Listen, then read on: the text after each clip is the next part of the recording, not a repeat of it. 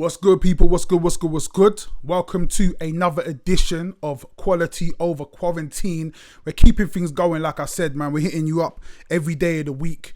Today we got a big interview coming up. Before we jump into that, I just want to remind you, please hit the subscribe button and please share these interviews. It makes such a massive difference. You wouldn't even understand. It might be a little small thing to you, but it's massive to us. So please keep that support coming. So I'm gonna introduce right now. We got a guy who's pretty much done everything you could think of on the music side of things.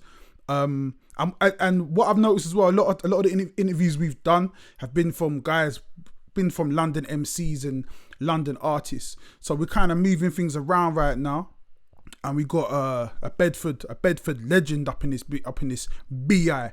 So I'll make some noise for the one they call Big Tizz. We say it. Yeah, man, I'm cool. I like that, you know, a Bedford legend. But the thing is, right, I'm going to say this straight now, yeah? Yeah. Just within my borough, that borough of Bedford, yeah, like, yeah. I feel kind of like, I'm choosing my words carefully, but I feel like a legend. You understand what I'm saying? Like, I've been doing this for a very, very long time. Like, I was speaking to someone the other day, and he sort of said to me, how long have you been doing this? I said, you know what? 25 years. That's like mad. I started my it's mad. I'm 40 now, man, and I started my first rap back in '95. And we were called Loud Minority. And believe it or not, when General Levy was at the height of his fame, he did a show at Rollers in Milton Keynes. Yeah, shout out all the Rollers. Oh my days! Yes. Wait, we have to get into that in a bit. Rollers, you know, man, don't know about. All right, carry on. Sorry, carry on. Fucking Rollers. So anyway, so like we'd go there every week. He was doing a show there, and at the time we had our little group. We had our one song, bruv. We bum rushed the stage. He brought us up on stage. We performed that song. We shut that fucking place down, yeah. Like, and when I think back, that was 2/3 of my life ago. That's and I'm like, crazy. Yeah, that's kind of crazy. So I kind of feel like a legend, but at the same time, you know what I mean? Like, it's highly unlikely that very few people outside of the Bedford area will know who I am. But as you say, you know what I mean? I've done pretty much everything there is to do in music in one way or another. And also as well, like, we're kind of going to go all over the place on this one, but just to kind of reiterate what you said about people not knowing you outside of the borough, when anyone who comes through Bedford has to come through you. So everyone who's like, every name you could think of, if you're talking about every big act that's come through, UK hip hop act that's come through, has come through your team. So yeah, I feel like the artists, they know who you are, they know what you do. And also there's different levels. So you say you started your first group in '95, yeah? So when you originally started, did you start as a rapper? Was that the first thing you were into? Yeah, I mean, I was into rap from like, funny enough, I write a blog, which I'll come to probably later. But like, one of the things I was doing on my blog is I was kind of charting my own history of music and where it all started. And it goes back to when I was a kid. My dad was a vinyl junkie, and he used to bring records into the house. He was kind of everything. Like for those that don't know, it's probably quite important. My dad was white. My dad is no longer with us, but my dad's white, and he was like that quintessential guy from that era that was kind of immersed in black culture, and kind of like he was my stepdad, and he kind of met my mum, and it was like she's got this mixed race youth in the 80s and yada yada blah blah. But like, he brought the vinyl into the house, and I remember the very first record he gave me, and I found it on Discogs the other day. It's called Hip Hop and Rapping in the House.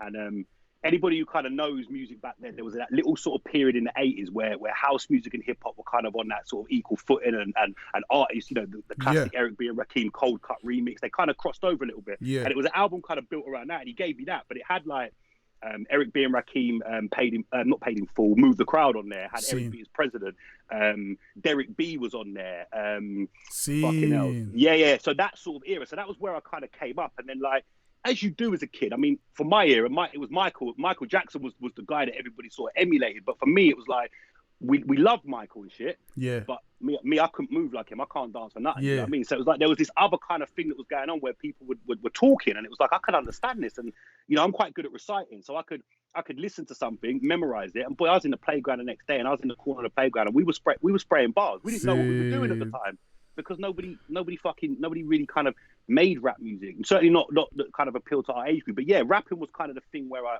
originally started. It was that pen and pencil. Then we got in the studio, we cut a track, and then it kind of went from there, really. So the rap, because you've done so much in the scene, so the rapping was really like the first element you went into. When I first met you, you were promoting and you were DJ as well, yeah. So when did No, I just want to cut you. Sorry, I wasn't DJing when you met me in 2011. So just going back a little bit. So basically, we did the group thing. Youngers moved on, parked that, got jobs, had kids, whatever. Yeah. And then about 2004, I met this dude from one of the ends in my town. He was a very reclusive guy. I still work with him to this day, but he'd kill me if I even so much as mentioned his name. You know what I'm saying? He goes by about 6 or 7 aliases. So anyway, we linked up with him. There was a few of us. We come together. We made an album. It was called Welcome to Junction 13, Volume 1. Right. Obviously, Junction 13 is our junction off the M1. We kind of have this thing that it's like, Bedford's a shitty town, like most towns, provincial towns in the UK. But we kind of felt we were extra shitty, you know what I mean? Because we were Junction 13. So we kind of built the whole concept around our small town. It was like, I say it was a group album. It wasn't. It was 3 of us. One guy went in, recorded 5 tracks. We went, oh yeah, we'll jump on this. I went in, recorded 3 tracks. But Bridging jumped in and recorded 2 tracks. Next year we put some artwork. Yeah, put some artwork together. And then we went old school. We were selling CDs in town. We were like pulling up outside clubs and opening the boot of the car. We'd have like 50 that we'd spend all our wages putting together, banging them out of the car for a piece. I think we ended up selling 1,100 copies. Raw. Which, yeah, I mean, today, bro, if an artist sold 1,100 copies today, he'd fucking give up, hang the mic up. But to us, that was a big thing. Do you know what I'm saying? And then we kind of made a little bit of a name for ourselves, and that's when we started really getting involved in the scene. But what was happening is grime was coming up at the same time. Yeah. And I won't lie, I'm not going to sit here and say that I'm an aficionado of UK hip hop. I probably didn't get into UK hip hop till I met you, around 2011. Okay. So back then we were heavily influenced by the US. We did rap in American accents, so I'll make that clear. But we were heavily influenced kind of by Dipset, that sort of fucking era. And then what happened then was my daughter was born and her and her mum moved to Spain. So I moved to Spain with them. Kind of the music thing from our point just kind of went on ice. Nobody really did nothing. They toyed with a couple little projects which kind of went out, hand to hand kind of thing, free mixtapes, whatever. But by the time I came back in 2008, it was like everything we'd done was dead. No one was doing anything. One of them had gone to jail. One of them had, moved on, got his family, whatever. But I always kind of kept myself involved in music. And then up to the point when I met you, obviously Bedford has a radio station, big shout out to Into Beats, man. And me and Sonny, we had a radio show on there. And originally it just started off with us just playing hip hop tracks. And then we kind of looked at it and said, you know what, we've got an opportunity here. So we linked up with Passion Hi-Fi, who I know you know very well. Yeah. And we kind of worked with him. He came on board with the show, was kind of in the background, I suppose producing it, if you like, kind of. We'd play exclusive tracks by really underground, unheard of UK artists from places like Cambridge and fucking I don't know, Bognor Regis, anywhere. You know what I mean? And then obviously that was when I met you, and that's when so up to that point I've been rapper, little bit of a promoter, because we did promote back in the day. We did a couple roll deep dances. We brought their man through, put ourselves on the bill, whatever. And then when I met you in 2011, that was when I kind of got into radio, and I did that for a couple of years. So that was where we kind of got up to when I first met you. You'd been working with Passion that day. And me, the type of person I am, I walk down, I'm all like, yeah, it's me, I'm here, I've arrived. and I remember you, bruv. You were a bit you're a bit not funny with man, but you were a bit who the fuck's this guy? You know what I mean? It was we got to the station, and it was I can still not tension was the wrong word, but it's who's this guy? I've been working with these cool dudes all day, and it's fucking this Tasmanian devil geezer just swooped in and tried to take over the situation. And I don't think it was until we sat down and actually spoke about what you were doing at the time. And I think going back to what I was saying about UK hip hop, the when people say, what album was it for you? I'll be honest with you, and this is not just to gas you up. It was Painkillers and Pilkington was the one that got me. Damn. Yeah, man. It was I remember, funny enough, really weirdly as well, I used to work in Watford at the time. Okay. Oh yeah, I remember. Yeah. I used to work at Merck in Watford, and I'd drop, because I'd have that album on rotation. Do you know what I mean? And then that kind of then opened the doors. And I was so I'm listening to Jen, and then I kind of. It's funny enough, we'd had an interaction with Skinny Man a few years previous. We'd gone to this open mic thing in Camden. Got there, and it was all it was a band and people playing instruments. It wasn't really our thing. We did our thing, and anyway, I'm flicking through the local rag, and there's a hip hop open mic around the corner. So I said to my boy, I said, right, come, we're going around there, man. So we've gone through to this place, packed out with hip hop heads, yeah. and it's an open mic thing. So we get up there and we spit some bars, and the crowd loved us. And then the next thing, I'm rhyming alongside Skinny Man, and I'm like, how the fuck did this happen? You know what I'm saying? And like, so I kind of had a little bit of a toe in the water of UK hip hop. But then after kind of, you know, doing the show and speaking to you and listening to your music, that kind of opened up my ears to everything else that was out there. You know what I'm saying? And it just kind of went from there, really. Do you know what's funny though, right? So let's rewind a little bit, yeah. So when because I've got a mad connection with Bedford as well. So obviously I grew up. I moved from Brixton to Luton when I was 11. So obviously Luton and Bedford go kind of hand in hand. I think I might have got like my first girlfriend kind of thing was at the roller. Was it called? Rollers. It was in Milton. Yeah, it was in Milton Keyes. The next town along. Yeah. So up them ways, you get me. And plus, my very first job as well. My very first job was Burger King when I left school, and they used to send me to Bedford all the time, like from Luton to Bedford. But also as well, a little bit further than that,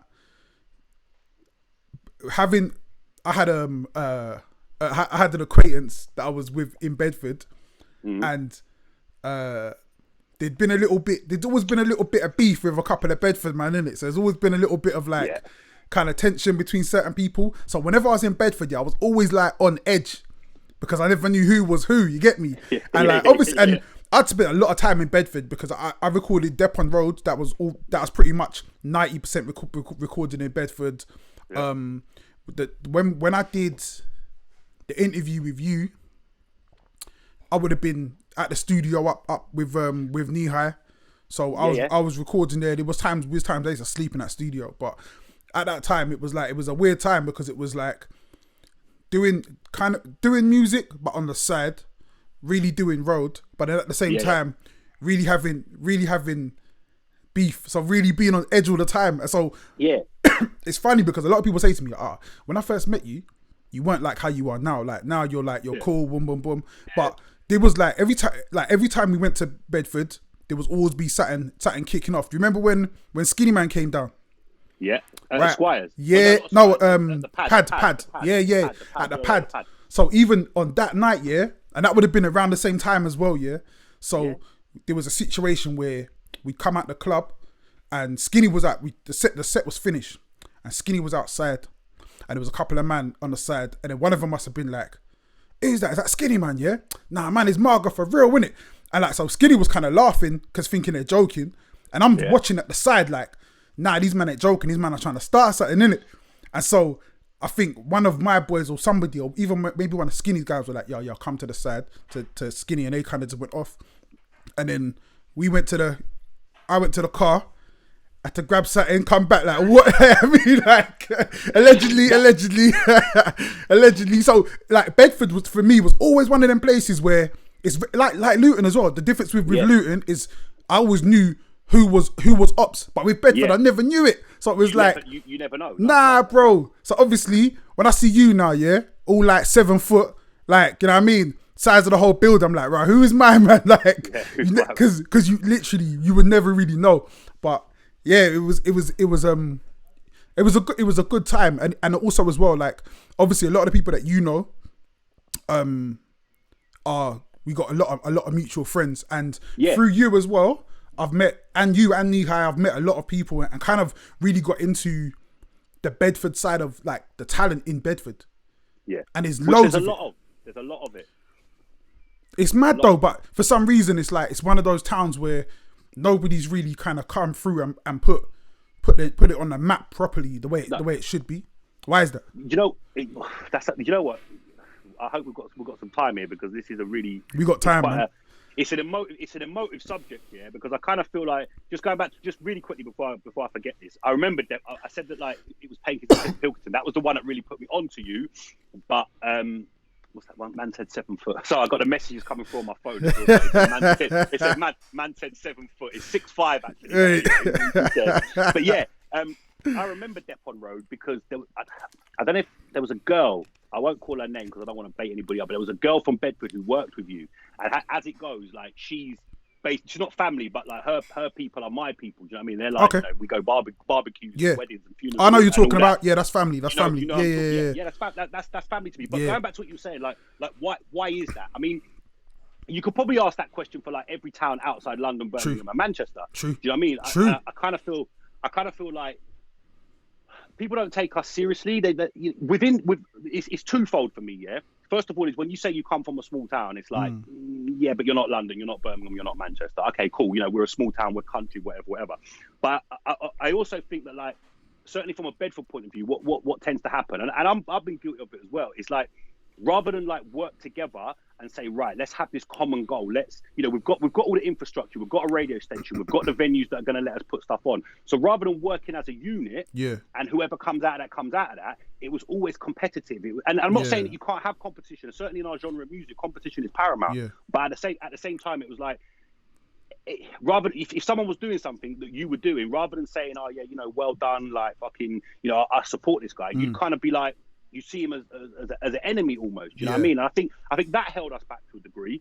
I think that there is also a lot to be said. And again, I don't want to get too political with it, but you know, we had a platform in the town that was like, that to a degree still is huge, but I think they kind of felt a bit nervous about like what me and Sonny were doing, and like the type of music that we do. It kind of brings a certain what's the word I'm looking for? Reputation. It brings a certain reputation with it. And I think the radio station got a bit nervous about that. Do you know what I'm saying? And it was like, I feel they kind of went their lane because it was the way for them to go. And I understand that it's a big entity. They've got to think bigger than just, you know, one or two artists that might pop. They've got to think of the bigger picture. But I think that didn't help. And I think what tends to happen is with anything like this, you know, unless me personally, I go to work. Yeah, I've always worked. I've been in sales for 20 of the 25 years I've been doing music. Yeah. And it's like, you go with the safe bet. And I think if you took all of the artists over the years that have done something, put something out, performed somewhere, done this, done that, we've kind of only really dipped our toes into the water a little bit. Some of us have maybe got knee high, if you excuse the pun, but we don't really go that whole hog. And I kind of feel like had certain people, and I probably include myself and certainly some of my boys in this, had we had a little bit more confidence in where things were going, you may have seen somebody break out. And I think in the current market, I mean, what is breaking out in the current market? Do you know what I mean? Because it's like, you know, now it's very much shouting into the abyss. I was nearly called my album that, actually. We'll come on to the album later. But I just feel that it's like there wasn't the unity that there should have been. You know, I don't think that I mean, for example, there were certain artists like Mike GLC, absolute legends of the game, yeah. Back in the day, like Mike would jump on anyone's track for a few $100. Yeah. And the thing was, rather than kind of, people were more interested in the clout that having Mike on your song would do than actually saying, "Now, you know what? Allow the couple of $100. Let's work together and build something bigger." And I think everybody who was kind of stuck in the moment did what they did in the moment, and we were guilty of it. We all were. We stuck in a moment, and then when it kind of like never happened, we just went back to what we did. You know, for me, it was selling cars. But I think for me, I always kind of tried to keep a foot in it no matter what. Like when I went to Spain, this is a really funny story. I went to Spain. And I lived in a typical kind of expat environment, you know, fish and chips, fucking, where's the local pub? Why don't they speak English kind of thing? And it used to drive me mad. But anyway, I bucked up with a guy out there. He did music. Because what you find in places with a lot of expats is a lot of frustrated musicians who build a little something out there. They tour the bars and they do their little sets. They get paid a few €100, drink some San Miguel. Everyone's happy. Anyway, so I met a guy out there who did basically that. He had a studio and he introduced me to this guy who had a record label. Right. So I'm thinking, I've come 2,000 miles from home, and the only people that have ever shown interest in me is this record label in fucking Spain. It was in a town called Ontinyent, and they were called Funky Lion Records. See. Anyway, so I finessed these people out of €1,000, right? I signed a deal with them. They gave me a €1,000 advance. I did a couple shows for them, like on there. They did a couple showcases. So I'm like performing to a club with about 3,000 Spaniards in it, like. All bars in English. They ain't got a fucking clue what I'm saying, but they're vibing. Do you know what I mean? Yeah. I'm selling CDs after the show, whatever. And then the thing just disappeared, just folded. See. And I'm like, I got 1,000. It's probably the most money I ever made in one go from music. See. I made €1,000 from finessing some Spanish record label. So whatever. But the point I'm making is wherever I've been in my own life, I've always tried to kind of somehow remain involved. You know what I mean? Like, so when I was younger, it was like we had a rap group. When we started to take it seriously, we were putting music out. When that kind of died, and I come back to England, and I was doing this thing, the radio station opportunity come about. When the radio station opportunity finished, obviously then we started doing the promotion thing. That was when me and Passion, obviously we had you come along to that, the event that we did. We had Klashnikov come along to an event that we did. So I've always tried to somehow kind of be involved. The thing for me is, it's like, first and foremost, I mean, I do it for nothing anyway. Technically, I do it for nothing, but for me, it's the love of it. Do you know what I mean? Like, for me, when I hear something new, whoever it may be, whatever period it is, when I hear something new, it takes me back to when my dad gave me that record for the first time. Do you know what I'm saying? Yeah. So I kind of always, and I think when you do music, or when you've done music in any way, it's very, very difficult then to kind of just be a fan, because you're always listening. You know, like I've over recent months, I've been learning a lot more about like the recording process. Before, I just go in, spit my bar, smoke a zoot, go home. Whereas now, on this latest album I've done, I've been working closely with my producer, and it's like, when I listen to people's music now, I'm listening to it through different ears, and I'm listening to what's the mix like, and you know, like, oh, them S's sound a bit S'y. Do you know what I mean? Like, you could have done, you know, all them that sort of technical stuff that you don't sort of kind of identify when you're a fan of music. But I think for me, I've always tried to keep that balance. Like, I'm involved in this, but my main driver is being a fanboy. Do you know what I mean? Like, I love what I love the culture that we're a part of. I love what we're involved in, and to see where we are today. You know, like what I'm saying, when I get my first, 30 years since I started listening to rap music, maybe 32 years since I started listening to rap music, to see where we are today. And when I say we, I mean everybody collectively. That's an amazing thing, man. You know what I mean? It's like, you know, there was once a time where, you know, you could not hear rap music anywhere other than the records or tapes that you bought, or, you know, you had a cousin in New York that sent a Clue mixtape over somehow, and you got to listen to that, or whatever it might be. Do you know what I mean? Whereas you look today, you know, with our people, us lot, and I don't mean me and you specifically, but I mean, you know, people that have inspired us, or who we inspire, are bona fide stars, man. You know what I mean? You've got a bona fide star standing up there on platforms like the Brits and Glastonbury, and I look at that and I say, do you know what?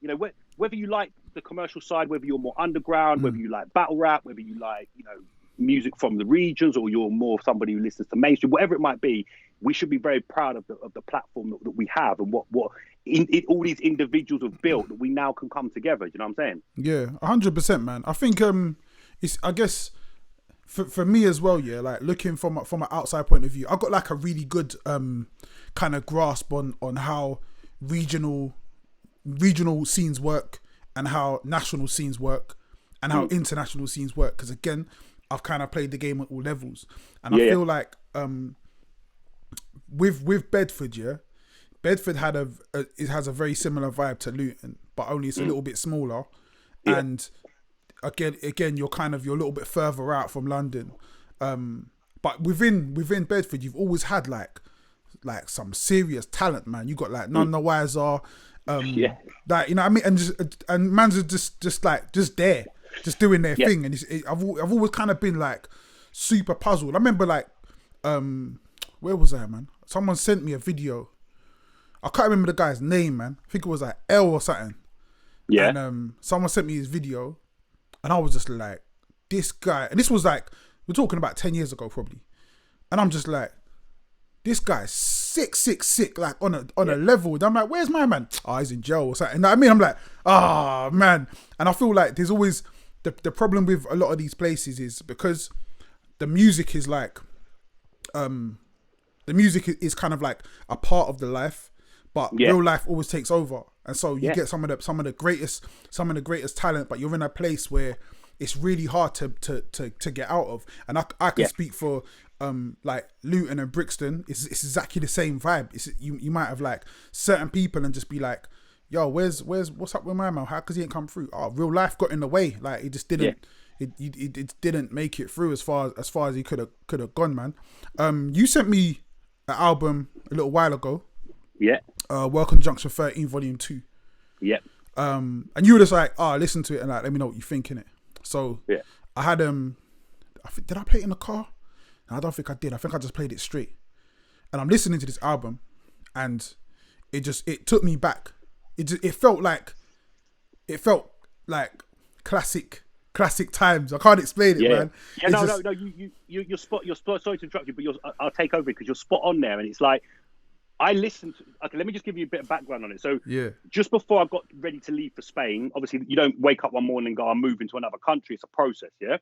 And what happened was is my daughter's mum had moved there. I was still back in England, but the clock was ticking. So my producer was like, "Look, we need to do a follow up to this, yeah? Like, I don't want to sound like a typical like roadman, but the streets wanted it. There was like, when you following up, and what we did, we put a series of mixtapes out in between. And what we do is, you remember back in the day, you jump on popular beats. Yeah. You know what I mean? And we did that. So each one of us did an individual mixtape. We did a group mixtape, and it was like, right, let's make this second album. So we did the kind of the same process as before. You know, we'd turn up in pairs or threes, would record tracks, because the guy whose studio it's now his mum's dressing room, but it was this little small room that he turned into a studio. So you couldn't get more than 4 people in it. And if there was 4 people in it, it was uncomfortable. So we'd turn up with a few of us, we'd record, he'd put all the tracks together. So anyway, just someone getting ready to leave. He's like, the album's ready, we need to put it out. I'm like, fuck it, sit on it. Right. So okay, so we sat on it with the plan to like maybe put it out. With me being in Spain, we'd still put it out when I, back in the UK. Okay. We had a couple tracks left. They came out to Spain. We recorded the final track for it, and then for whatever reason, nothing happened with it. It just sat on a hard drive from 2007 until this year. And I turned 40 in January, and I don't know. There was just something about turning 40 that was really symbolic for me. You know what I mean? It was like, fucking hell, man. Like, I'm not, the days of being anyway even resembling younger are long gone. You know what I mean? Your shit needs to be straight by now. Unfortunately, I'm still getting there. But yeah, and I thought, I want to do something. Because I'm very proud of what we did. Whether we sold 1,100 copies or 11 copies or 11 million, I'm still proud of what we did. It, like you say, it captured that moment in time. And like, so what I decided to do was like, I thought, you know what? In the age that we live in, you can get this music to wherever you want. So I looked into how to do it, aggregates and, shout out DistroKid, because that's the one I just prefer to use. And I put it out, and the feedback I got from it was mind blowing. I was getting people hitting me up going, "Oh my God, I've been waiting 15 years for this." I'm like, what do you mean? Like, and the thing is like, you want to feel like your music reaches like everybody, but the reality of it is when you do it on a level that we did it, it just doesn't. It's not going to reach millions of people, but just a little bit of interaction that I had with it was mind blowing. And I think when you listen to it, you're right, it does. It takes you back to a certain point in time, especially as the people that made it. You listen to certain references on there, and you're like, fucking hell, man, that's a mad reference, because today you just wouldn't get it. It's not a reference that's relevant to today. But the thing that struck me about it most, and I didn't produce it, so I'm just kind of giving you my critique on the production from a listener's point of view, was just how well it had aged. Like, I put it on and was like, this doesn't sound 15 years old. And that was kind of a gift and a curse, because back then, one of the things that people always used to say about our music was, I like it, but it don't sound like nothing today. Now, and I think, well, is that good or is that bad? And when I fast forward to today and I go 2006 to 2020, 14 years, the way that's aged is fantastic. And I listen to it, and some of the production techniques that he's using on there are ahead of their time. You know what I'm saying? And I don't know a great deal about production. I know little bits, but not enough to kind of speak with authority on it. But what I can say, like, unequivocally, is that it was, when I listen to it, if I try and listen to it from the point of view of I've never heard it before, it sounds really, really fresh. All right, some of the references are dated. I'm 26, so me at 26 versus me at 40 can be cringy sometimes. You know what I mean? It's there's a track on there where I reference something about retire at 40 with a villa in Spain. It didn't quite work out. It's almost there, man. He's almost there. It's almost. I mean, I'm not retired, and I live in Surrey. I mean, it's kind of. I feel like I'm kind of maybe half of the way there. But yeah, we put that out, and it was good. And then that kind of gave me that impetus, if you like, that bug to go, hang on a minute, I feel like I've still got something to say. Yeah. Because there's a huge gap between when I finished radio and me and you having this conversation now. We're talking like 8 years. Yeah. And in that, I mean, this last 8 years has been, on a personal level, has just been fucking like a roller coaster. Like, I lost both my parents in the last 10 years. I've fucking struggled with depression. I've struggled with drug addiction. Do you know what I mean? I've really kind of like, so a lot of it's self-inflicted, but things happen in life and they send you down a certain path, whatever. And part of that journey, I'm full of mad stories, but I decided one day that what happened was I was working for a reputable German car company, and long story short, I lost my job because I lost my license. So I'm like, what am I going to do? I mean, I don't know anything else. Anyway, I got a rant. It's funny how the world turns. The day I got fired, I got a phone call from this woman. I was living in Leeds at the time, and she rang me up and she was like, "Oh, can you DJ?" Listen, if you ask me any question to do with music, the instant answer is yes. Yes. And then we'll work backwards from there. 100%. Can you produce and get Skinny Man and Kalashnikov on a track? Yes. Yep. And then we work it back from 100%, there. man. So I was like, yeah, man, I can DJ. She said, all right. She goes, can you do Fridays and Saturdays in my pub? I was like, right, cool, no problem. Come off the phone. I'm like, right, all I've got is a phone, Apple Music, and that's it. So anyway, I turned up at this pub on the first night, plugged the pub system into my phone, load up Apple Music, and I shut the place down. And we went everywhere. We went Motown. We went, Britpop. But the thing with me, because rap music, hip hop is my love, we're always sneaking little bits in. So anyway, this kind of evolves, and she wants me every week, and they're paying me decent money. I mean, not huge money, not life-changing money, but enough money that I can basically, and I make no bones about this because I'm quite open and honest about it, enough money that I could support my drug habit and not go to work and keep my roof over my head. For me, those were the three important things for me at that time, and it worked. And it kind of evolved from that. I ended up buying equipment. I ended up registering it as a business. We then ended up doing I had a residency in a your sort of typical Friday, Saturday night pub club, but they play like our music. Yeah, man. Yeah. So I ended up doing a residency in there for a couple of years. And the thing was, it was really weird. It was like this weird parody. Like I'm doing something positive with the music, but that environment is fueling my drug addiction. Yeah. And the two things are going hand in hand. It's like you're making this money from playing other people's music and the people are liking you, which is allowing you to then basically self-destruct. And the two things were kind of going off together. Unfortunately, I kind of survived the drug addiction and everything that went with that. And the business was still thriving out of it. And then I moved back from Leeds back to my hometown, and I thought, right, nothing changes apart from the environment that we're in. And then last year, I think I ended up doing, I think it was about 130 gigs I did last year. Ranging from like weddings, christenings. My biggest thing was teenage parties. So it was like I was turning up from 7 till 10, playing drill and trap, and getting paid a few hundred quid for the pleasure. Yeah. And it was like, it gave me that, and then all of a sudden this thing in me is sparked again. It's like, I'm seeing the joy and pleasure that all type of music brings to people. And like, there's nothing like, you'll know this yourself from performing, right? There's nothing like being the only person in the room doing what you do and having every single person hanging on your last word. Yeah. And it was really weird because it was like, I replaced the drugs with this. Yeah. And it was like, this was my drug, and I was craving it. I was going out every weekend, and I was, things were popping off. And then just bringing everything kind of full circle, the company's called the Sound Temple. It still exists. It's still up and running. Obviously, with quarantine, we ain't doing a lot. Yeah. But I ended up DJing for there was a night in Bedford called Buzz Beats Bars. Right. And what Buzz Beats Bars was designed to do, and I'll shout out Locke for this as well, because it was Locke, Sonny, and Luke who kind of put this thing together. They got all the Bedford talent together, and they'd go around and they'd film freestyles, and and the big question was, who's the best? Who's Bedford's top 5? And I'm seeing these things, and I'm thinking, what do you mean? What, you forgot about me? You forgot about us? And I'm like, yeah, but you would, because 8 years ago, these 24-year-olds were fucking 16. Of course, they're not going to remember who I am. Do you understand what I'm saying? Yeah. So anyway, by pure luck, they said to me, look, we need a DJ for the night. So you got 5 people performing. They give me the tracks, and I DJ'd. Yeah. And obviously, I'm filling in the gaps between the performers, just playing whatever. First one goes off well. So then they holler at me. They're like, can you do the second one? So we do the second one. And then during this process, I'm meeting all these new artists from Bedford, people I've never heard of. And I say to Sonny, I'm like, Sonny, you do realise that, like, we've been here from the beginning. And he's like, what do you mean? I'm like, if you chart Bedford, and just digressing slightly, I really want to make a documentary about small town rap.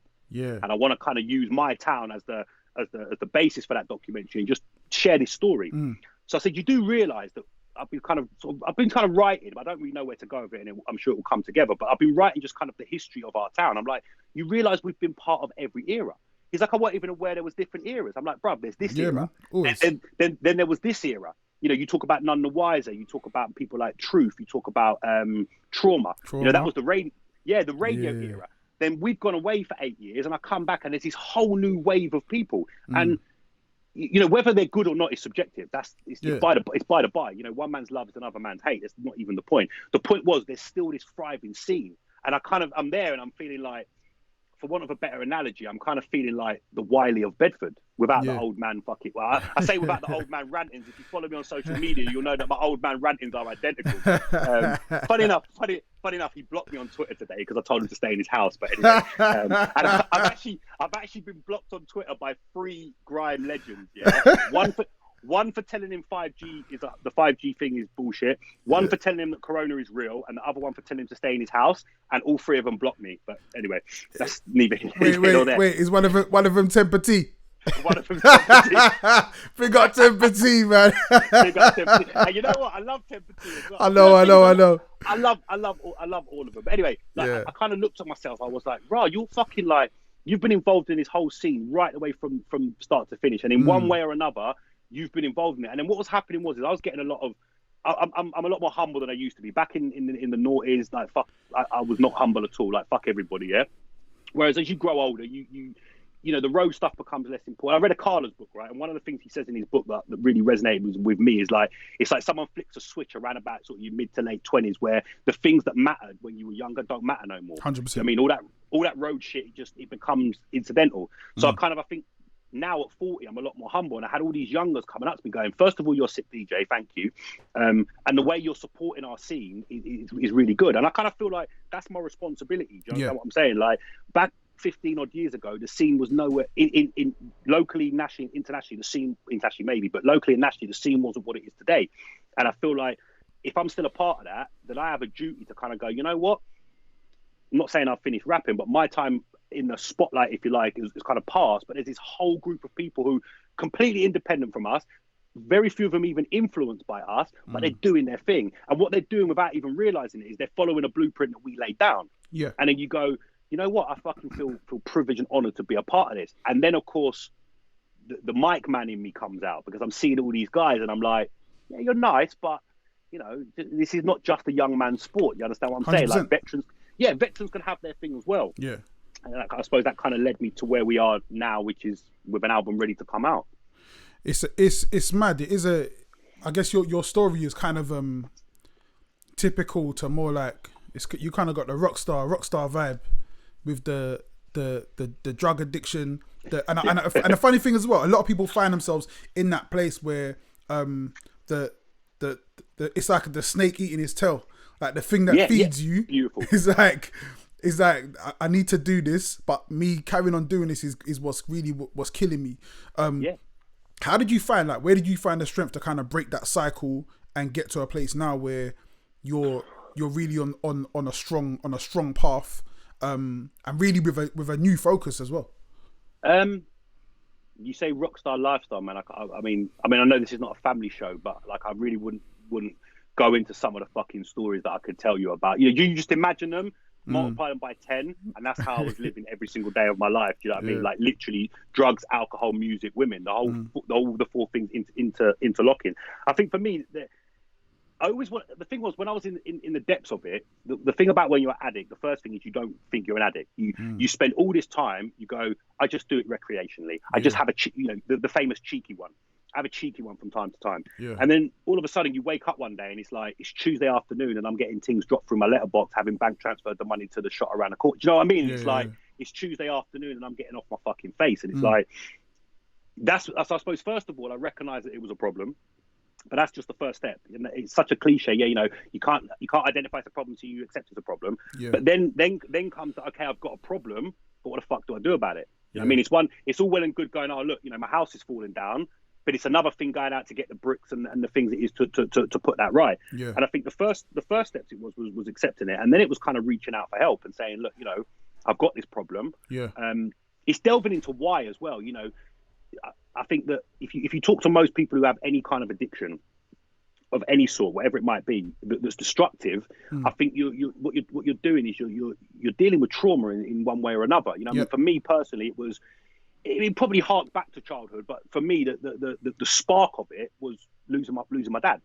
I remember I used to fuck around with the odd cheeky line here and there, but I was never really that into drugs. I smoked weed and that was about it. Yeah. And then I remember when my dad died, that was when I really started, you know, every week, couple times a week. Then I'd have gaps. Then I'd go on binges. Then I'd have gaps. Right. But then when I moved up north, my mum had just passed away. Literally, she passed away in the December, and I moved in the March. And it was like all of a sudden I'd gone from like having this support network around me. I had like my sisters, my brother, my friends, and everything. I kind of moved myself 200 miles away from that, hold myself up in this big house. I've got more money than I've ever earned in my entire life. And it was like you say, this is before the music, but like the snake was kind of eating his tail. Yeah. And then I think when I lost my job, that was when it just kind of kick-started. And then what I then did, when I really realized it was a massive problem, because what you do is you go through stages. You go, right, I'm trying to give up smoking at the minute. I quit a couple of weeks ago for a week. I started again. I quit a couple of days ago. I started again. And that's what you do. You stop, you start, you stop, you start. And then one day you go, do you know what? I've tried to stop so many times. It gets easier for a start, but I've realized I can't do it by myself. I'm going to seek some help. Yeah. And that was what I did. I went and sought help. I tried like AA and NA meetings, and they do some amazing stuff. Shout out to anybody that's involved in AA or who follows the steps. And it was like, it taught me that a lot in the early things, but it wasn't really for me. Right. I couldn't kind of get on with it. There were certain things I'd take from it, but what I'd find is that when I was at meetings, I wouldn't do drugs, but to reward myself for going to a meeting, I'd do drugs. And it was like, again, it was because it's constant battle. And then I discovered this, it's kind of a support group, if you like, and I used to go every week, and I'd sit in on the groups, and I'd listen to people's stories, and you'd hear these like crazy fucking stories of like people's lives and how destructive they'd been and where they'd come from. And it was like, at first you go, yeah, that's not me. And then actually the longer it goes on, the more you realize that you have so much in common with these people. And I used to sit next to this guy who literally looked like he'd come from sleeping in the bushes, and he had. Yeah. And it was like on the surface of it, you're like, I'm nothing like this guy. Yeah. But actually, we shared so much in common. Yeah. And then, I can remember my last like my actual date of quitting. One of my good friends, who I won't name him, but he came up to see me. They'd got some good news, and me and him had one last blowout. It was the day before Leeds Carnival, and we didn't go Leeds Carnival because we were hanging. But it was a day before Leeds Carnival, 2018, August 26th. I got on it for the last time, and then I woke up the next day and went, right, I'm not doing this shit no more. Yeah. So I stopped. I kept going to my support groups. What I didn't realize at the time is that I kind of used alcohol a little bit as a replacement. Yeah. But the thing with me, my body just can't handle drink. You know what I mean? Like I can't physically do a whole bottle of spirits or whatever. Like quarter of a bottle, I'm fucked. So it was like my own reaction to alcohol was probably what stopped me from fully replacing. Yeah, for real. And then I think it was moving back to Bedford really helped. Like, you don't appreciate like as much as I have a love-hate relationship with Bedford, it's my hometown, and I will always love it more than I'll hate it. You know what I'm saying? But like having them people around me, and when you're on your own, it's easy to just get on it because you've got no repercussions. No one's going to try and pull you back. And anybody who I'd met up there, I met a lot of people up in Leeds, man. I had a lot of people around me, but like they were doing what I was doing. So there's nobody to stop you and put the brakes on. Yeah. Whereas when you're around people who've known you literally since you were a little kid, they see you act in a certain way. They're going to pull you up because they care about you. And then, I had a couple of like, they teach you when you go to these support groups, there's a difference between a lapse and a relapse. A relapse is a full on, I'm back on it. Okay. A lapse is I fucked up one time. I recognize I fucked up. Yeah. I move on. And I can proudly sit here and say I've been clean for, it'll be 2 years in August, like fully fucking clean as a whistle. I don't really drink. Last year when I started 100 odd gigs, I'd say most of those gigs I was drunk. If ever you want to know if Warren's drunk, read my social media around 10 o'clock on a Saturday night. I'm drunk, yeah. But then even then, I was looking at it and going, you're sailing a little bit close to the wind. Yeah. And then when I turned 40, I said, you know what, that's it. I'm not going to go out and get drunk when I work anymore. And I stopped doing that. So I still have a social drink, but. Yeah. The really strange thing is my tolerance for alcohol has just plummeted now. Like whereas before I might be able to do quarter half a bottle, two or three drinks now, bro. I just want to go to bed. Yeah, you know what I mean? It's like you hit the word on the head. The nail on the head with the phrase breaking the cycle, and it's just recognizing it and saying, do you know what? Because you have a choice. You can carry on doing it, and eventually you'll die, be homeless, or go to jail, or one of them things that will fuck your life up for a long time. Or you can say, I'm not doing this no more. I'm going to take the steps I need. It's going to be hard because it's hard sometimes, man. Like my lapse last year, I did a party for my friend. It was her 40th birthday. And up to this point, I'd never played in Bedford, ever. And I played out in Bedford. Club was packed. Like I felt like a fucking superstar. Yeah. And what it was like, it was that environment again, because before, when I DJ'd up north, people knew me, so you were kind of the center of attention. When you do someone's birthday party, you're not. You're just the background DJ. You're there to play tunes, shut the fuck up. So when I was back in that environment where people are like, literally, bruv, you're sick, you're this, you're that, it fueled that something in me that I kind of had to reward myself. And a really funny story, not funny story, it actually turned out really unfunny. I got on it, done a little bit of the devil's dandruff, and I got arrested on that night. I hadn't been arrested in like 15 years. I got arrested. And you know what I got arrested for? For breaking up a fight. This guy was beating up girls, so I slapped the guy up and I got arrested. Bro. And at first it was like, I slipped back into the self-pity mode. Oh, it's unfair, it's not fair. And then I went, hang on, put the brakes on. How are you going to break this cycle? Again, using that phrase that you used. It's recognizing that I made the decision to do it. Yeah. I made the decision to involve myself with the fight, and I made the decision to get Larry with the police when they came to the scene. So everything that had happened was my fault. Whereas I think when you're in the depths of it, you will apportion blame in every direction you can. I think that's like, it's such a, again, obviously being in the position that I am in at the moment, working with young people, and working with young people is funny, because not only do you get to work with young people and see people in problems we spoke about, like you mentioned trauma, going through trauma, you kind of get to see where it comes from, and you also get to see their families, and you get to see like the way things go. Like I speak a lot about generational wealth, and there's another side of generational wealth, which is generational poverty. Those things kind of go together, and one of the kind of threads that you see go through on both sides is this idea of blame, like taking responsibility. So and it's funny because you kind of mentioned it there. So you're talking about being self-aware enough to understand there's a problem. So that takes, again, that's, you kind of need like you need a strong sense of self and self-awareness to realize, oh, there's a problem. The second part is understanding your responsibility in those actions, and that, and to me that's almost like, it's such a superpower, because once you understand, oh, do you know what, I'm actually in control of this. I'm in control of so much that goes on around me. You once you get control, then you get to change things. Another thing you mentioned as well, having lapse and a relapse, or so having a lapse in that space, being able to not beat yourself up and go, nah, do you know what? Like, oh, I can't believe you did that, because again, what you're doing is you're beating yourself up. What do you do when you beat yourself up? You want to feel good, and you go and do the same thing that you've been told not to do. And it's like, and it again, it does come with growth, and obviously you've been through a lot to get that growth. I say it all the time, resistance builds strength. You've been through a lot of resistance. Yeah, man. Strength is on another level. So how does that, so is this the kind of the topics or subjects you're kind of bringing now into your music, and how has it affected your output artistically and creatively?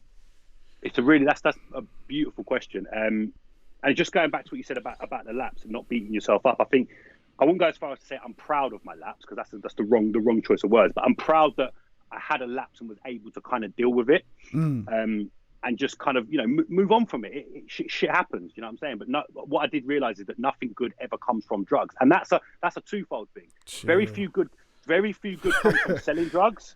All right, there's other people that might argue that, but easy come, easy go, and very never. I can't think of one person that you turn around and go, see that guy there? He did drugs for years, and look how successful he is. It doesn't happen, and drugs cost me a lot, man. Like, cost me jobs, cost me. I won't even talk about how much money drugs cost me. You know what I'm saying? Like, I would be retired at 40 with a villa in Spain. I promise you, if I took that drug money and spent it on a villa in Spain, I'd still have change. It cost me relationships. It's cost me so much that, stuff I wouldn't even get into on this conversation. But, I look at it and go, I'm proud of kind of where I've come. And then where that then takes me artistically is, it's a beautiful question. We started writing this album 2 years ago. Right. So I'll call him Slater, because that's one of his aliases. So Slater sent me some beats, and I was like, I like these. And then we kind of, the crazy thing was, drugs, a lot of this, 50% of this album was written on drugs. Right. And it just seemed to open up something in my mind that I can write when I'm high. Yeah. And then you revisit it and go, okay, it was not as good as I remember it being, but then you tweak it and it's like, fucking hell, this is actually really good. Yeah. And one of the things when we sort of made the decision that we were going to actually physically fully make an album, is it wasn't going to be your typical look at me, look at what I'm wearing, look at what I've got this, you know, my financial status in life means I'm a better human being than you. You know, I'm 40 years old and I'm living proof that that's not the case. So I think what I set out to do was kind of tell my story, but not in a preachy way, you know, not in a, you know, don't do drugs, because not even that. In fact, we don't mention drugs. We don't mention alcohol. We speak in a way that you kind of have to, because that's what lyricism is about. It's saying something one way and people then being able to decipher that and interpret it however they want. Yeah. And I think one of the things that creatively that I did this time, when you listen to my old music, it was direct. I would say something in the most direct manner. You know, the opening bar is on the last album is, we the shit that you hate to admit, we in the studio just cooking up hits, verbally outwit misfits, fuck with us once, no chance to remit. That was like to the point. Yeah, I'm telling you, I'm in the studio, I'm making music. If you fuck around with me, you're not going to get a second chance. Yeah. Whereas now we say similar things, but we say it in such a way that you go, what did he say? Right. Let me rewind that back and see where he's coming from now. Like there's a song on the album, it's called Bedford Estate, and I talk in great detail about my drug addiction. Right. And at no time do I mention a drug addiction. See. And it's like, so I think because what I didn't want to do, you know, the age I'm at as well, you know, aunties and uncles and, you know, people's parents want to listen to your music. They want to know what you're doing. You know what I mean? Like my girlfriend's mum does not want to hear me talking about my badness, you know, for want of a better word, badness. Yeah. But I still kind of felt I had to tell that story in a way, because that's who I am. The last 8 to 10 years has made me the human being that sits before you now. And I think that it was trying to tell that story in a way that is intriguing, interesting, and above all, because let's be honest, that's what music is entertaining. So we wanted it to be entertaining. And I kind of like, you know, I mean, I'd love this album to blow up. It would be the fucking best thing ever. It would be 25 years of work, like all encompassed. But the reality of it is it probably isn't going to reach the levels that I would love it to reach to. But if it reaches a few people who listen to that and go, the guy's lyrically good, I love the way he puts his songs together. Oh my God, I didn't know that about him. And wow, did you hear that bit where he said that? We've got a track on the album. It's called, funny enough, Break the Cycle. And we decided that what we were going to do is we were going to write a song from the point of view of the knife. Right. Okay. So obviously, knife crime is huge, prevalent. You know, it's killing. You know, a lot of people are dying. You know, it's crazy. It's out of control. And I don't want to get into the debate on knife crime, but you know, because we kind of know it. But I felt that my brother got stabbed a couple of years ago and was very, very close to dying. He was 16 at the time, and fortunately, he survived. And we had I think 2 beats left, and I said, well, I really want to write a track about my brother's experience. But we said, you know, does my brother really want it all out there anyway? Probably not, knowing him. He's a lot younger than me. He's like 16. He's 18 now, and he's not in that generation. They're not interested. You know what I mean? We don't want that shit out there. Yeah. But I felt like that I needed to kind of get a message across somewhere along the line about that. So we wrote a song from the point of view of the knife. Right. So what it's like to be the knife. Yeah. And there's a line in there that says, "I cut all sorts. I love to cut all sorts, but some users simply put me to the wrong use." Right. And it's like. And it's true. It's a choice. A knife's job is multi-purpose. A knife can do so many things. Unscrew stuff, cut stuff, you know, whatever, cut carpet, whatever. But it's how you then choose to use that. And I think the underlying message of it is, and it goes back to what we talk about with the drug addiction and that, is choice. Yeah. Yeah. Your mum has knives in the kitchen. She fucking needs them because otherwise she can't cut the meat, whatever. But you make that choice to go out and pick up that knife. Yeah. And then we kind of picked out from there, and we told the story of the knife. And what, you know, the journey that the knife goes through, and then how it ends. And I won't, you know, I hope that people will take the time to 22 minutes out of their life to listen to the whole album. I put that tune out to a few people, and the response to it has been overwhelmingly positive. Do you know what I mean? And of course, you know, if you're a hip hop fan, we go back to Nas. You know, when Nas made, I gave you power. Man. I gave you power, man. I gave you power, and like, I'm not gonna lie, it was a huge inspiration. You know what I'm saying? But it was like, and I think creatively and artistically, nobody wants to hear a 40-year-old guy rapping about how many bitches he's fucked, how much money he's got, and how many how many drugs he's sold. We just don't. I mean, I don't. If I want to hear that, there's a place for that music, but it's a generational thing. You know, that's for them to talk about, learn a lesson from it, whatever. But no one wants to hear that shit from a 40-year-old guy. I could have made an album all about, you know, my brother's op stabbed him up, I did their coke, and I fucked their bitches. Well, but who wants to hear that?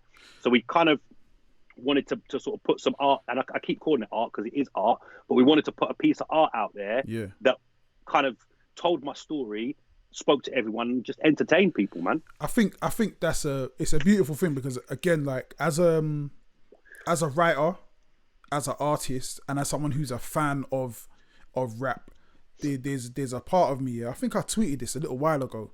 There's a part of me that's like, there's certain rappers I can't listen to because it's mad quick. It's just super cringy, innit? Like, yeah, there's a certain level when you get over a certain age. I don't want to hear the road bars anymore, man, because it's to me it's just like, nah, you lost it, innit? Because you're not supposed to be doing this right now. You're not right. And look, let's look at the classic example I use here. The biggest example that I use is Hove. Yeah. Reasonable doubt to 444. Crazy. Chart everything in between that. Yeah. Crazy. And it is a pure bona fide journey of one man's coming from. He's a billionaire. Yeah. And I put Hove on a pedestal because that's my hero. But nobody wants to hear Hove at 50. Talking about what he talked about at 26. Yep. We still go, if we want to listen to Hove at 26, we go back and we listen to Reasonable Doubt. Buy my old albums. Yep. That's right. Yeah. Niggas want my old shit, buy my old album. And when you listen to 444 and it's about family, it's about his mum, it's about it's about growth as a human being. Yeah. And I think for me that's what kind of, I'm not gonna lie, that album probably was quite inspirational to me actually. Yeah. The whole one producer, and really kind of putting your life out there, because that's what we do as artists. 100%. We hold this mirror up and we say, hey everybody, look at me, let me share. And the best artists, those with the longevity, those that stick around, those we still listen to today, are the ones that share their pain with us. The reason that DMX is absolutely like held in the highest of regard is because X shared his life with us and played his life out in front of us, and we share his pain. I know exactly what my man's been through. Maybe not the drug of choice, but your drug of choice is irrelevant. You learn that. But we appreciate him because of what he's been through. I look again. I'll use you as an example. Like, I've listened to your music now for over a decade. I don't want to hear you tomorrow put out Dep on Road. I noticed how you took Dep on Road off Spotify, which is a really interesting move. But I don't want to hear that. If I want to hear you talk about what you did there, I'll go back and listen to that. Thanks very much. I've got the CD somewhere. Do you know what I mean? And I think you're right. It's like it is cringy. And I think if you're gonna do this young man's game, because let's be honest, music is very much youth driven by its very nature. What's hot and current is decided by a very niche demographic of people. Not saying that we don't like the music that's made by us or we listen to. Styles P puts out some great music. Run the Jewels, great music. But Trauma's album is fucking out of this world. But I've kind of gone off on a bit of a tangent. Go.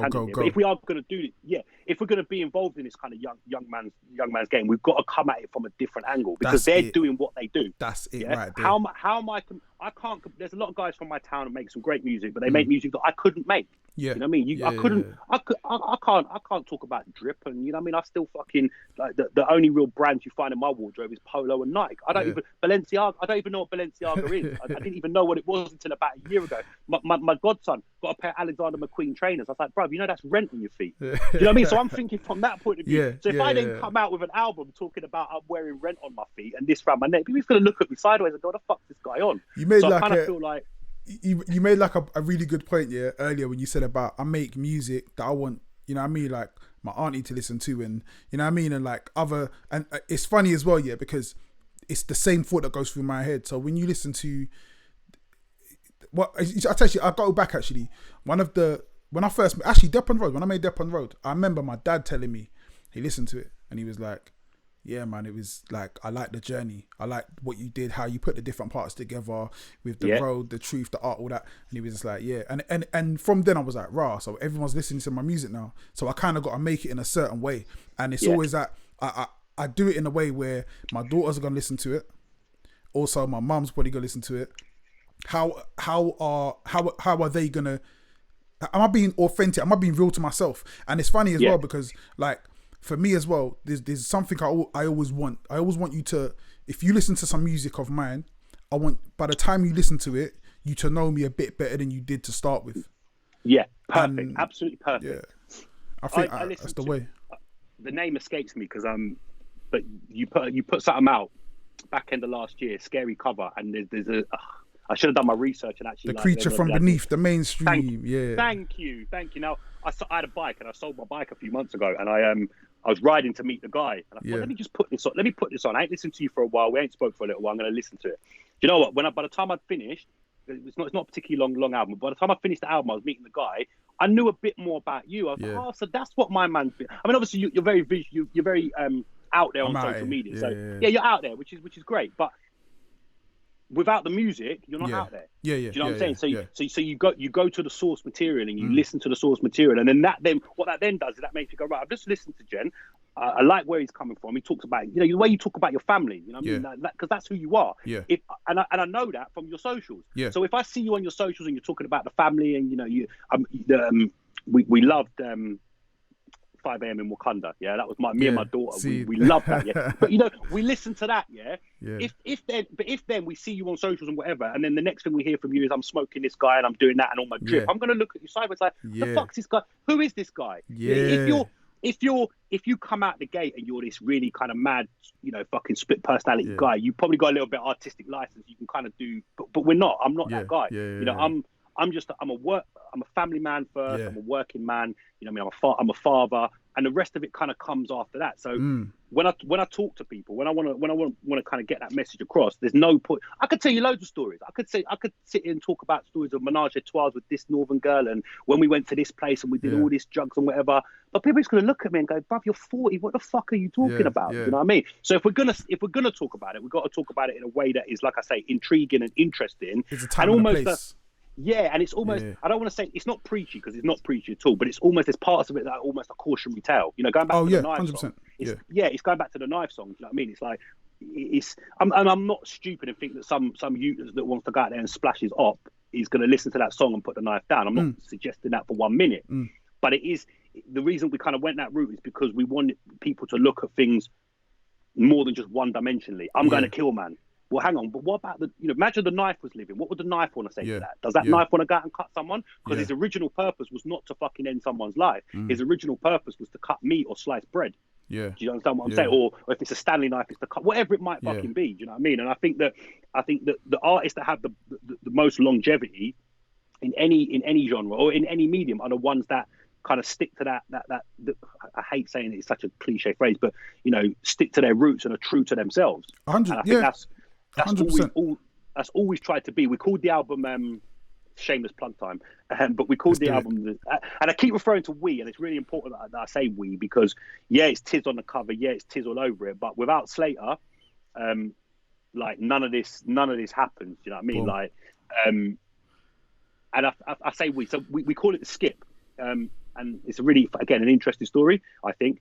We called it a skip. When I left the house I was living in, it was a rented house, and me and my landlord parted ways, all amicably, everything's cool. And he was renovating the house next door. Right. And there was a skip on the drive. And I'd loaded a load of shit that I weren't taking into the skip. And just as I left, I snapped a picture of it. Didn't think nothing of it. And I was kind of going through the process, putting the album together. What am I going to call it? And I found the picture. And I said to Slater, I said, we're going to call it the skip. And he's like, why? I said, because it represents, me throwing out everything from the last 10 years, throwing it in that skip and putting it to bed. I mean, for me, this may not come to fruition, but I think for me, I wanted this to be my last time I ever touch a mic. That's gone out the window, by the way, because you mentioned None the Wiser earlier. I've just literally done a feature with him. So my coming out of retirement to retire again has gone out the fucking window. And we might even be having this conversation in a couple of years where we're on skip 2 or whatever it might be. But the whole thing was to kind of just take the last 10 years and just throw it away, put it all in the skip and fucking draw a line under it, move on with future endeavors and see what happens. Nah, that's big, man. It's funny that you say that you've been in sales for the majority of your life, and it's like you've sold this album. There's people in the comments now like, yo, I want to hear this right now. Like, is it when's it out? Officially, it's out on the 8th of May. Cool, on all streaming platforms on the 8th of May. I've also releasing a single off the album. It's called Bando Valet.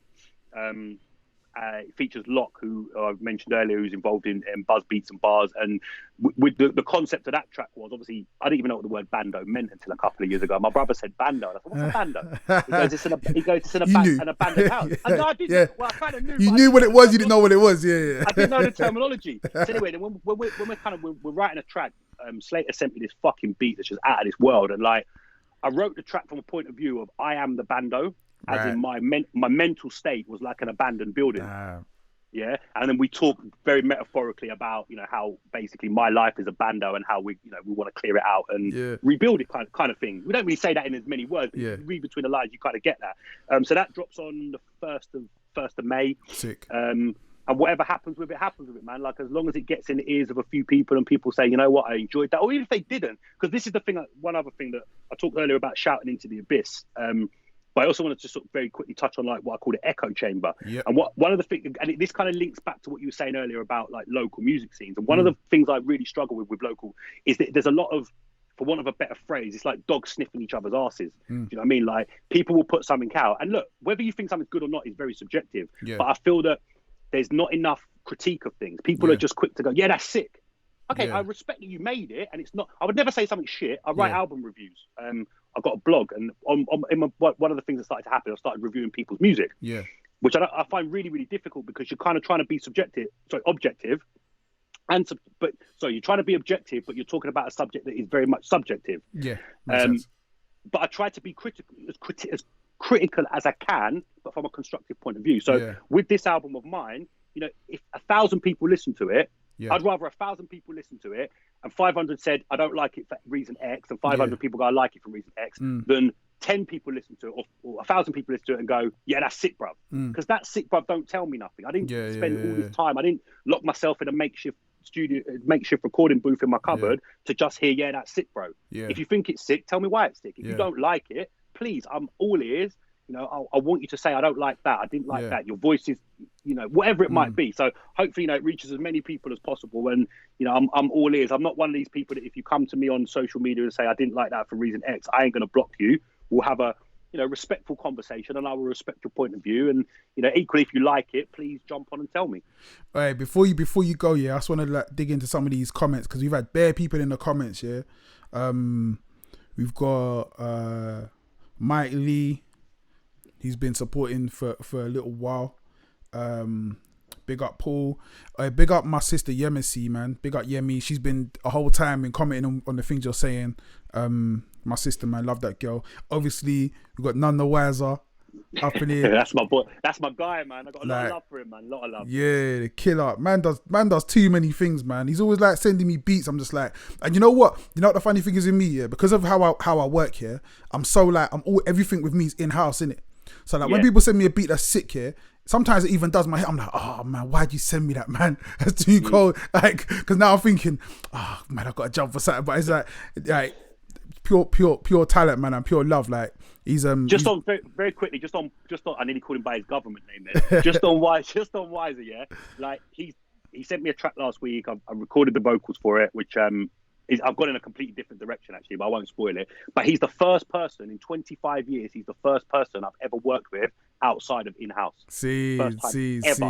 Ever, yeah. So, but what's been happening is like I did a Instagram live. I did a clash with Sixth Floor Records. Okay. Another big crew up. Yeah, big up Sixth Floor as well. Big up Sixth Floor for real. In the comments. Funny enough, he's working with Leddy. You know. Yeah. I owe him a verse from about a year. Like, and it's a track is fire. The track is fantastic. Fire. Well, me and him clashed on Instagram on Sunday. We did 10 of his catalogue versus our old catalogue and 3 new tracks.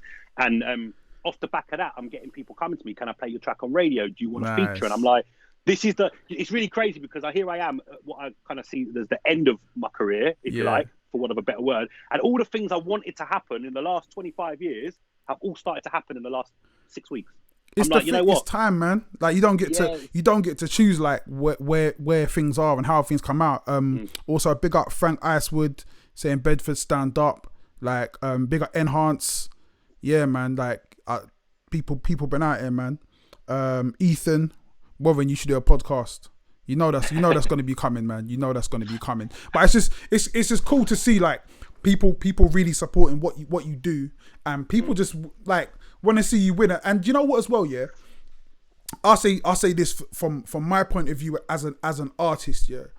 There's not many people that are gonna be with you for the ride the whole way, and that are really gonna be supporting. And you're somebody who's always from the first day I met you, yeah. You've always been there, always been supporting, always pushing things through. When I started this show, you're one of the first people to be like, yo, I'm ready to go. Actually, forget even this.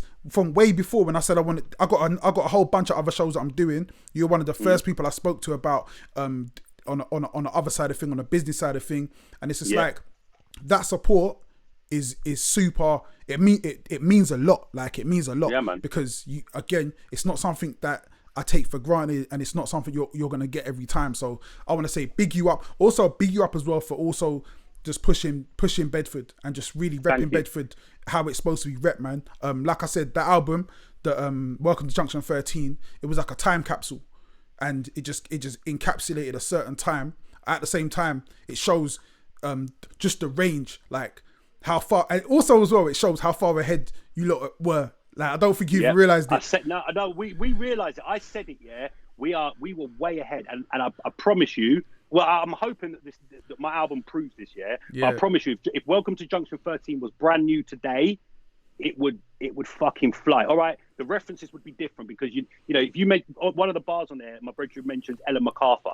Now, if you're under a certain age, you have no idea who that woman was. Do you remember her? She sailed around the world. She was the first woman to sail. Exactly, you don't even remember. So them references are going to be tired and dated. But I think if we put that album out tomorrow up to date, I think it would have flown. Do you know what I mean? And I know Slater's watching, and he'll appreciate like hearing that his work was ahead of its time, because we used to say that back in the day, and people used to laugh at us. And you get a bit disheartened, and you go, well, you know, not everyone's listening, blah blah blah, I'm going to give up on it. So, but listen, I just want to say I really appreciate you giving me this platform, man. You know, I mean, like, you know, without getting too gassed up, like, you know, as far as UK hip hop goes, you're like, I don't want to get fanboy, but you're one of my heroes, man. Do you know what I mean? Like, you know, and to be face to face with you, like, in this situation, and you giving man a platform like this, like, it kind of feels, you know, fuck it, I'm done. I'm done now. I've done. I've achieved what. Listen, I've achieved exactly what I set out to achieve, and then some. So, you know what I mean? If I die tomorrow, God knows I don't. If I die tomorrow, I'm a happy man. I say this all the time, man. It's like in this game, there's two things you're gonna figure out. You're gonna when you've been in it long enough, you're gonna figure out who the dickheads are. You're gonna figure out who the nice guys are and the real people are. And I feel like it's that everyone who speaks about you could like look in the comments, man. People that are just there, just bigging you up. It speaks to your character. So thank you. Thank you, man. It's nothing but love. SLV Entertainment. Shout out to Bedford. Love from Cornwall. Hey, big up Nihai. Nihai's in Cornwall as well. So I mean, you know what? You know, I have to listen. There's a few people that I haven't mentioned, so really quickly, Yeah, like, man. Just shout outs, man. We've been talking about, so like, someone we didn't mention, and I feel bad for it, but Dots, man, he's the closest that we ever got from our town to a breakout star. I know. I don't want to go into his situations, but he's not he's in jail, blah blah blah. But big up to Dots, man, and all the guys that are doing it at the moment, Life of Remedy, Spider, Trauma, Passion Hi-Fi, Bulk, fucking if I forget you, I'm sorry. I know, you know I support you either way, man. You don't need me to shout your name to know that I support you, innit? Yo, it's all love. It's all love, definitely, man. Definitely. Stay on the line. I'm gonna say goodbye to everyone that's online. I'm gonna come back and chat to you real quick. All right, cool, man.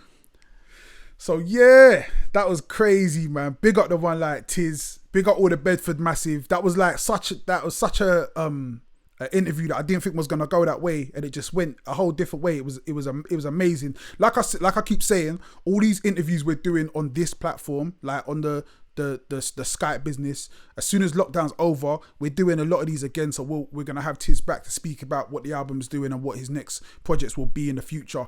Once again, please share this. Please hit the like button. Please leave a comment, man. Let me know on this video. Let me know what Bedford artists you're feeling, what Bedford artists we should be hollering out and reaching to, man. Big up yourselves every time, guys. Stay safe, stay indoors. Peace and love and all that.